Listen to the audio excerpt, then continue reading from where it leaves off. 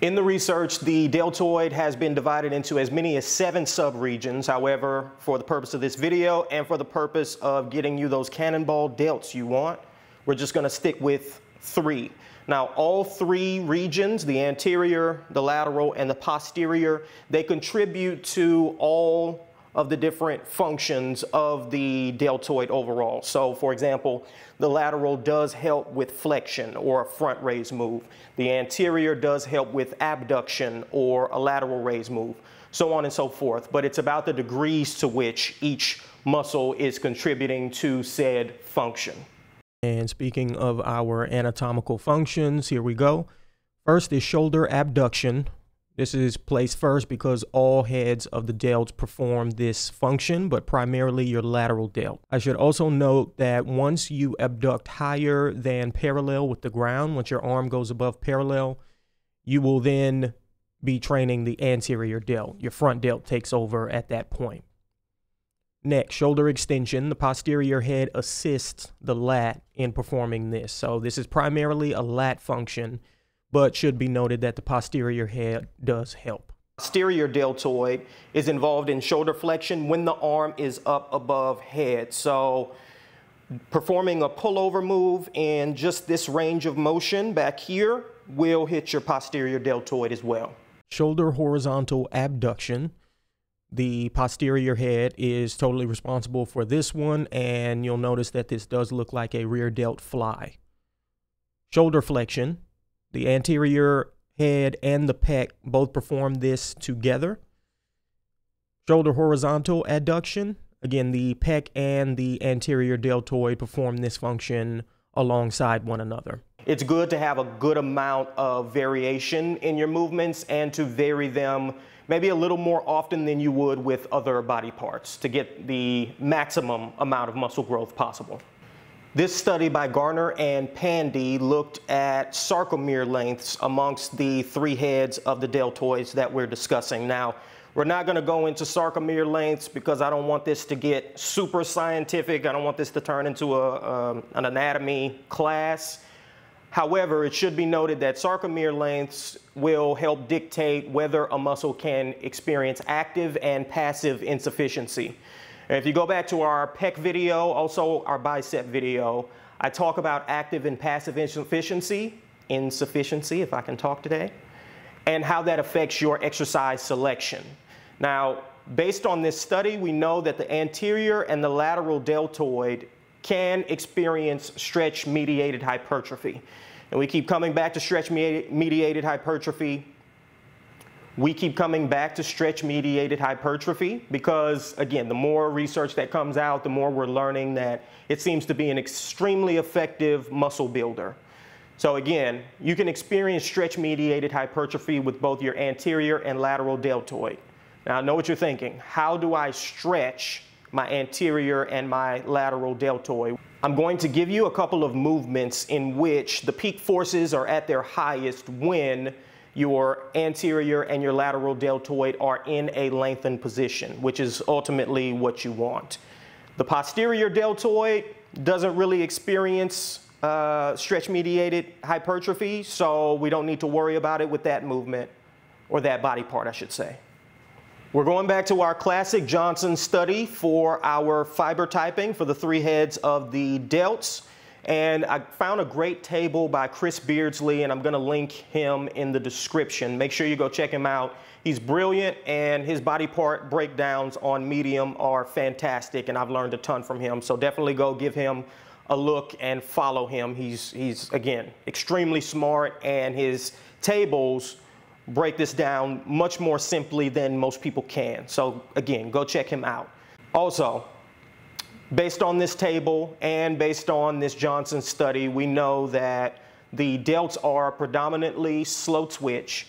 Most slow twitch dominant posterior, less slow twitch dominant anterior, and a little more, mixed, or maybe roughly 50-50 for the lateral deltoid.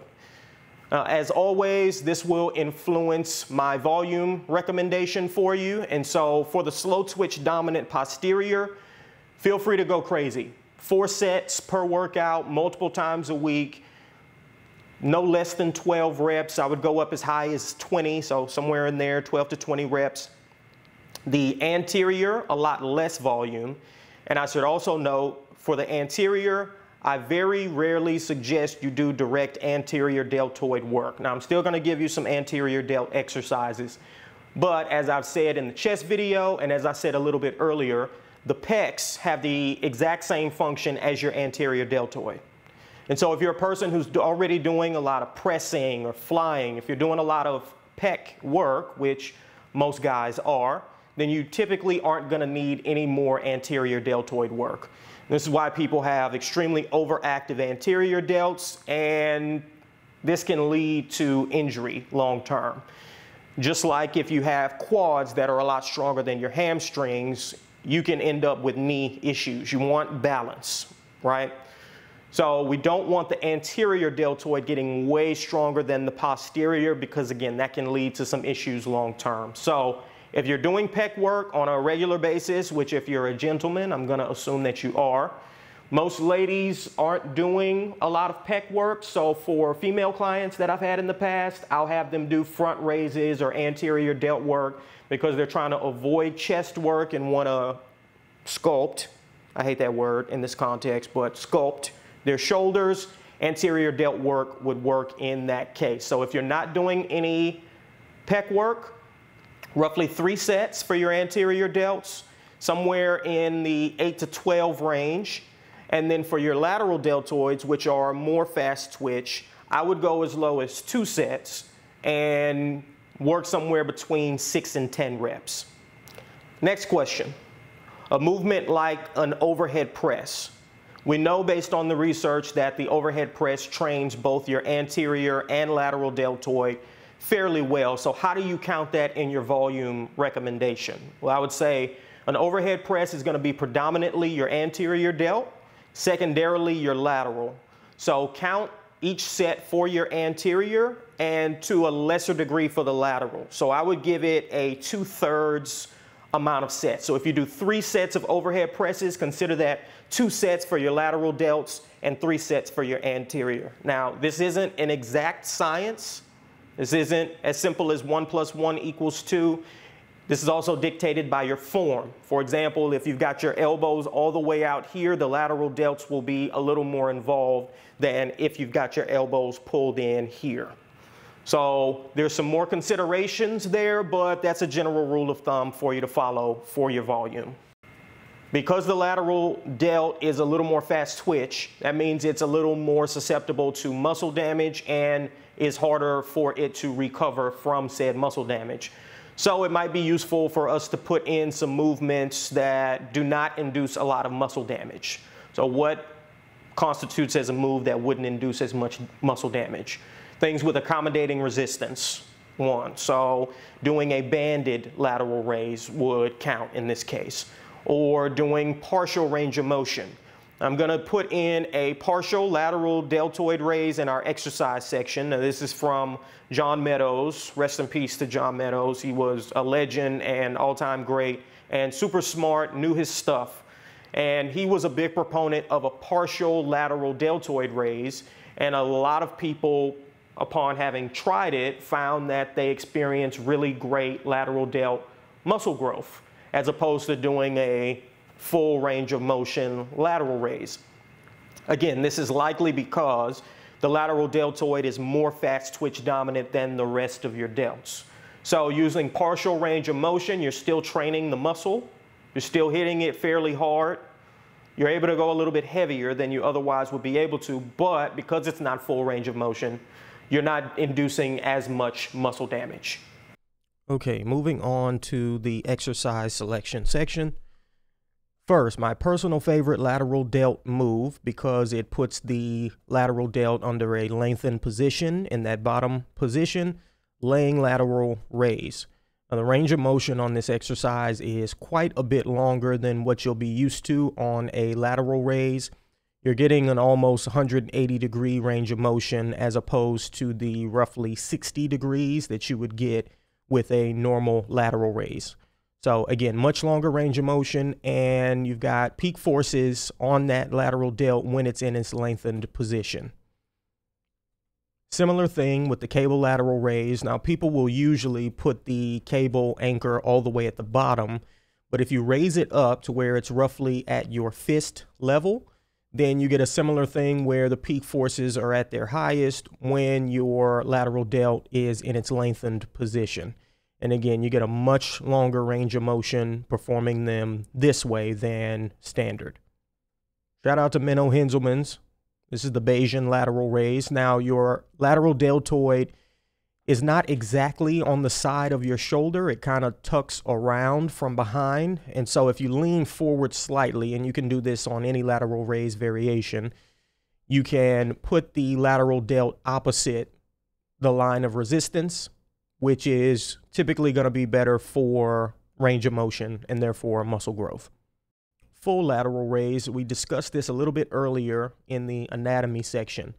So the first half of the movement will hit your lateral delts, and then the top half of the movement will train your anterior delt. Now, this move is great if you struggle with using heavier weights on an overhead press, but you still want to get a good amount of anterior and lateral deltoid work at the same time.